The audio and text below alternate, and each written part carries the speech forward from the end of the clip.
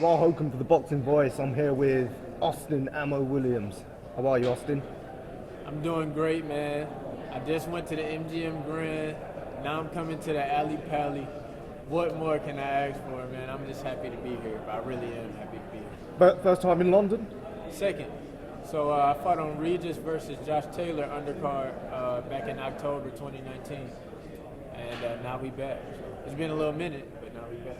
Welcome. I know you had some issues outside of the ring, so good to see you back. Yeah. This fight, billed as being at middleweight, is that your new weight class or is it just for this fight? No, I've been at middleweight my whole career. I've been at middleweight. I don't miss weight. I'm always at middleweight. And my guy actually needs 2 extra pounds. He got the fight on a kind of late notice. But yeah, I've always been at middleweight. Oh, Coach Fab. Are you from Milwaukee or Texas? I'm from Milwaukee. I was born in Milwaukee until 10 years old. Then I moved to Houston when I was 10. I've been there ever since. I just moved to Florida at 25 years old. So about 15 years there. Now I'm in Florida. So your fight schooling is more Texan than... Yeah. You know I go hard. I go to war. You know what? And we trying to get me a little bit more of the smooth point getting type of style. But my coaches, though, they're not trying to change my aggression and stop me from going hard at all. It's just being a little more clean so I'm more safe when I'm attacking. That's about it. Yeah, I've often wondered, there is or correct me if I'm wrong, but there is a difference in styles generally, depending on what part of the US. The Northeast, you've got the more defensive counter-attacking style. Is it Florida's more the Cuban influenced, California sort of Mexican influence? Is that correct?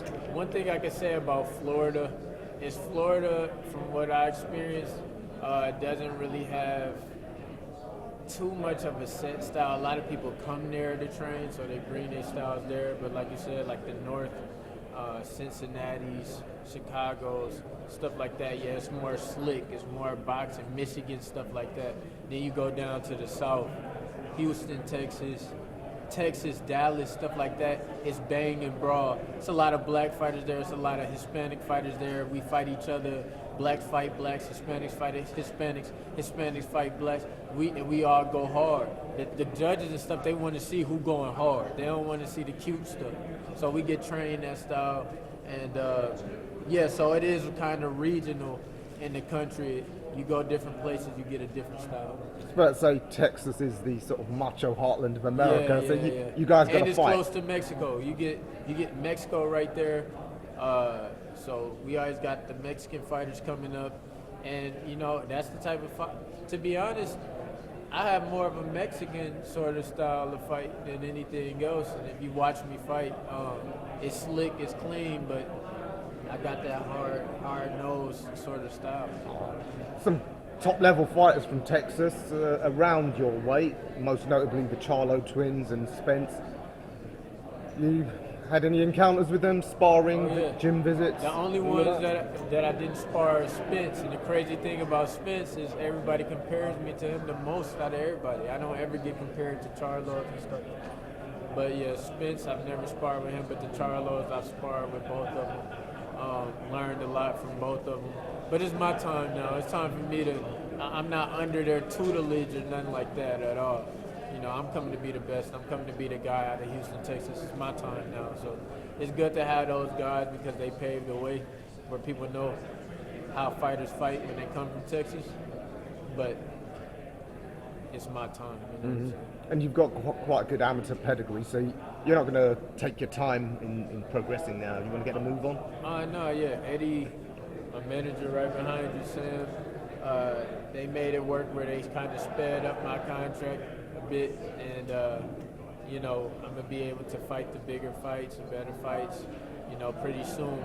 But it's about taking it one step at a time. It's about taking it one fight at a time. I can't look past Maciel. I can't look past him. He's coming for war, so I'm gonna get him out the way like in a spectacular fashion, and we're gonna move forward like we're supposed to. Yeah, hopefully the worst of the pandemic conditions are over and you can fight regularly. Do you have any particular targets by the end of the year in terms of number of fights or the sort of level you want to get to by the end of the year? You know what? I really think something that's very possible is Sam Eggington.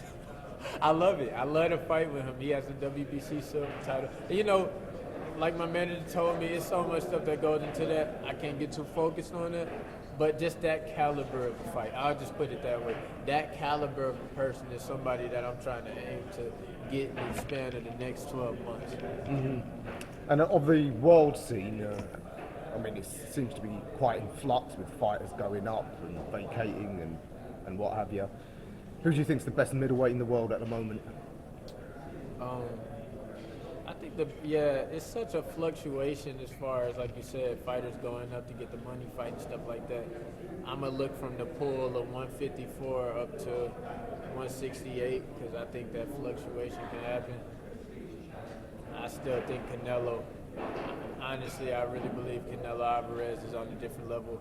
I'm a personal fan of him. I love Canelo. I wasn't big into boxing before I started boxing, but I knew about Canelo before I started boxing.